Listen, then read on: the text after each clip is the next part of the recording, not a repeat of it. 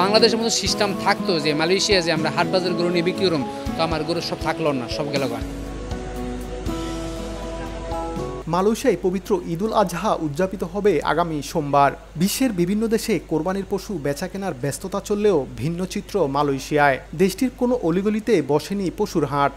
তাই বলে মালয়েশিয়ান মুসলিমরা যে পশু কোরবানি দেন না এমন নয়, তারা সরাসরি পশু কেনেন খামারিদের কাছ থেকে। এ অবস্থায় ঈদের চাহিদা মেটাতে স্থানীয়দের পাশাপাশি বাংলাদেশি মালিকানাধীন খামারগুলোতেও মিলছে বিভিন্ন জাতের গবাদি পশু।